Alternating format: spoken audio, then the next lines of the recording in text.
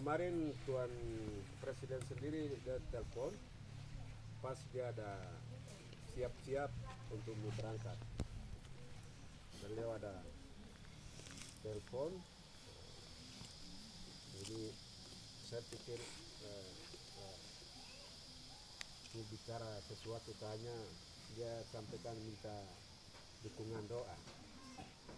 Baru buka semai pupu wene jura pakai takak nayo, jangan hanya begitu ya. Setelah kami dua komunikasi,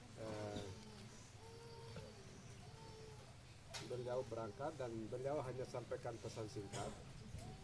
Kita berdoa memohon dukungan usaha hari ini sekarang. Hari ini kalau di sana mungkin sekitar jam-jam 1-2. Tapi waktu pagi ya, di sana belum pagi. Kalau kita di sini sudah sore. Jadi beliau akan sampaikan atas nama rakyat West Papua dalam forum yang terhormat itu, bahwa pertama itu beliau minta untuk dana otonomi khusus harus dihentikan. Jadi suplai dana khusus yang dikasih oleh negara-negara Eropa yang punya invest di West Papua itu harus dihentikan. Itu beliau akan sampaikan, itu pertama. Yang kedua, beliau akan sampaikan bahwa semua perusahaan asing di Papua untuk dihentikan. Yang ketiga, tuntutan untuk mendesak Dewan HAM PBB masuk di West Papua. Jadi 3 hal itu dia sampaikan, dan beliau pesan bahwa ini bagian dari usaha kita. Usaha kita akan lakukan, dan entah akan direspon atau tidak, berdoa supaya Tuhan menggugah hati para pemimpin-pemimpin negara-negara di Eropa yang punya kepentingan di West Papua. Beliau sampaikan begitu. Jadi kenapa pemerintah sementara hari ini berjuang untuk hentikan dana-dana otsus? Jadi kalau di Indonesia mereka terjemahkan namanya dana otonomi khusus. Kalau mereka yang kasih dana ini beri nama itu dana hibah, dana ucapan terima kasih karena mereka ambil sumber daya alam dari Papua. Jadi itu sebagai dana hibah mereka kasih, tapi Indonesia terjemahkan sebagai dana otonomi khusus. Jadi kamu kasih biaya ini tapi rakyat dibunuh. Jadi untuk sementara dana ini diberhentikan, Dewan HAM masuk dulu, investigasi semua pelanggaran HAM dengan dana yang kamu kasih ini, jadi semua dihentikan. Itu maksud Tuan Presiden akan sampaikan hari ini dalam pertemuan itu. Yang kedua, semua perusahaan asing yang ada di Papua, perusahaan Eropa, negara-negara Eropa yang ada di Papua harus diputuskan kerjasamanya bukan bersama Indonesia, tapi kerjasamanya dengan saya sebagai presiden, karena West Papua adalah tanah air saya. Itu beliau akan sampaikan dengan jelas.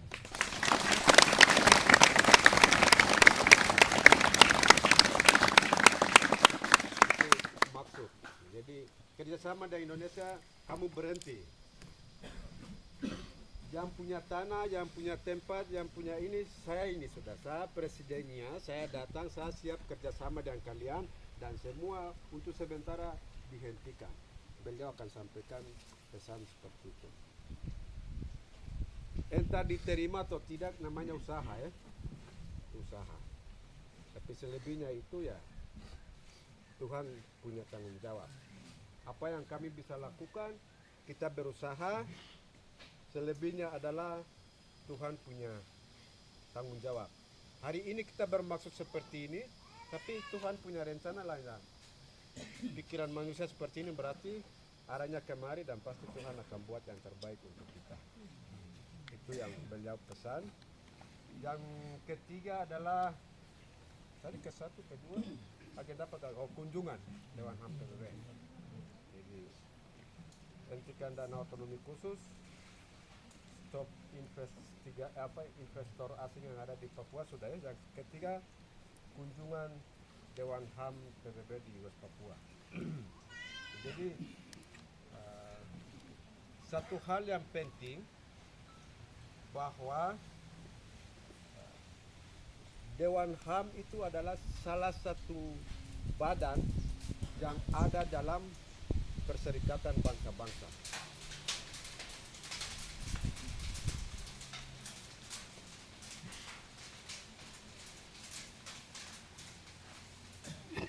Jadi di PBB itu ada Dewan Keamanan PBB, ada Dewan HAM PBB,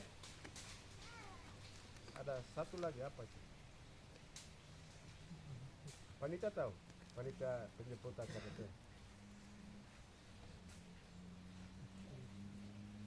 Minyak tahu? Pelajaran residen dulu. Dekolonisasi. Ada 3 badan. Jadi salah satu badan ini akan datang investigasi pelanggaran HAM. Targetnya itu sebelum G20 pertemuan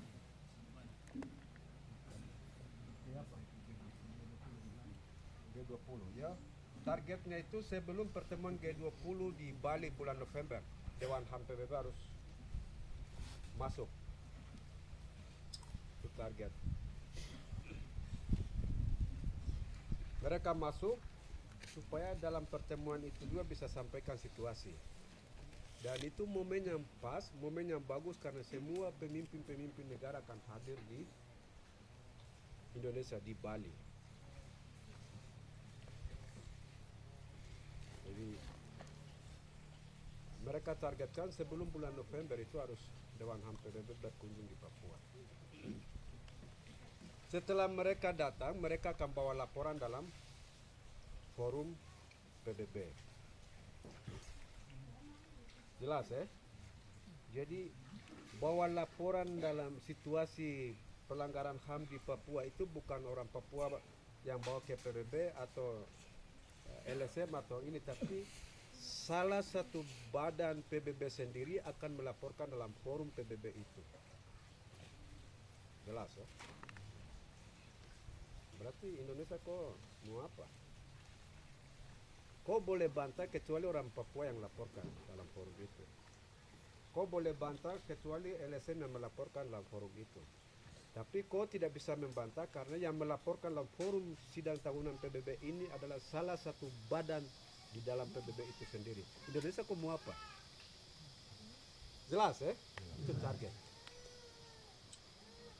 Begitu dia laporkan nanti seperti apa resolusi akan keluar. Kita berdoa saja. Seperti apa resolusi Majelis Umum PBB akan keluar ketika salah satu badan yang ada dalam PBB itu sendiri melaporkan situasi Papua. Seperti apa resolusi akan keluar.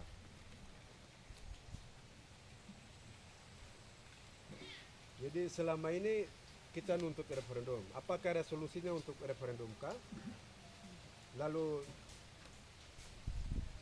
Perserikatan Bangsa-Bangsa memerintahkan Dewan Keamanan PBB untuk mengawal referendum kah? Atau mengeluarkan sebuah keputusan untuk penyerahan kedaulatan kah? Atau memberikan rekomendasi untuk gugat sejarah status politik West Papua ke pengadilan internasional? Kemungkinan di situ, tapi kita memohon supaya apa yang kita bisa lakukan kita sudah jalan. Tuhan akan membuka, menjawab apa yang kita pikirkan. Jadi terakhirnya akan ke sana setelah mereka berkunjung ke West Papua. Jadi kebanggaan kita ucapkan terima kasih yang setinggi-tingginya itu karena yang akan melaporkan dalam sidang umum PBB itu satu badan dalam PBB itu sendiri. Jadi bukan atas nama satu negara, dua negara, atau 108 negara. Tetapi satu badan Dewan HAM PBB sendiri akan melaporkan dalam forum sidang PBB.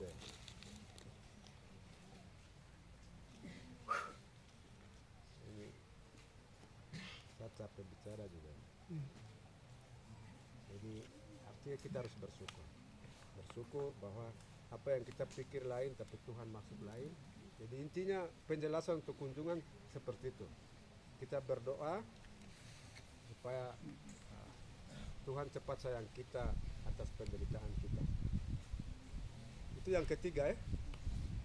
Yang keempat, saya mau jelaskan sedikit tentang mungkin setiap pertemuan begini sering saya katakan. Jadi ada yang menyindir, bahasa yang ini menyindir pejuang-pejuang kita, menyindir tentang apa yang kami umumkan tentang undang-undang, kabinet, visi negara, dan kebanyakan mereka menyindir atau anggap biasa. Tapi itu hal yang dalam perjuangan pasti ada. Orang bilang istilahnya kerite-kerite ya, tidak terlalu mempengaruhi tujuan perjuangan kita. Jadi kenapa ULMP hari ini berpikir untuk mempersiapkan pemerintahan? Karena tadi resolusi akan keluar, kita tidak tahu apakah referendum ataukah penyerahan kedaulatan. Kalau penyerahan kedaulatannya kita sudah siap. Kami sudah siap. Tidak harus. Jadi pengalaman 1961 ya. Jadi begitu orang tua mereka sudah siapkan atribut negara, lembaganya, tapi mereka tidak mendeklarasikan, mengumumkan kabinet. Akhirnya perwalihan begitu Juntea masuk, perwalihan itu West Papua diserahkan kepada pemerintah Indonesia karena waktu itu pemerintah West Papua tidak ada. Tidak, sampai hari ini Indonesia klaim bahwa West Papua bagian dari dia. Kita tidak mau terulang itu. Makanya WLMP berpikir bahwa begitu Juntea atau Perserikatan atau Dewan Keamanan PBB ini pikiran-pikiran menghayal dulu. Menghayal supaya ada semangat perjuangan. Begitu masuk, tidak menyerahkan kita kepada pemerintah otonomi atau pemerintah siapa, tapi kami sudah siap. Kami sudah siap, struktur kabinet, visi negara, semua sudah siap, militer segala macam semua sudah siap.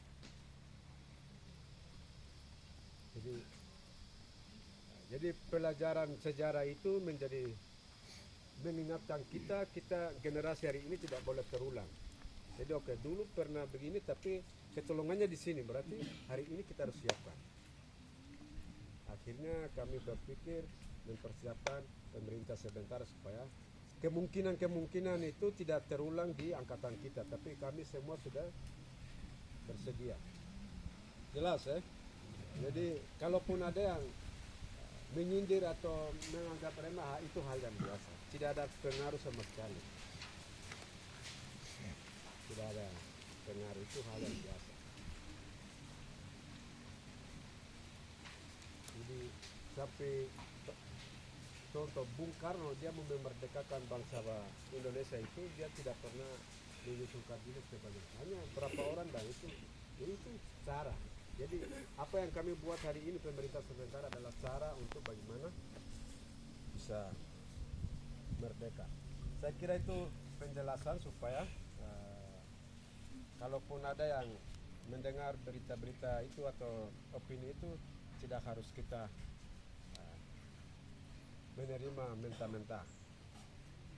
Kalaupun ada, kasih tahu mereka. Kalau begitu sekarang kau kasih tahu saya supaya mau bawa kita ini perjuangan sampai di mana, tahapannya bagaimana, kau kasih tahu, bilang orang. Kalau tidak ada, lebih baik diam, tanpa kau juga Papua tetap merdeka. Bisa ya? Setuju ya? Setuju. 11 orang saja bisa rubah dunia Papua satu pulau ini. Kamu gak ada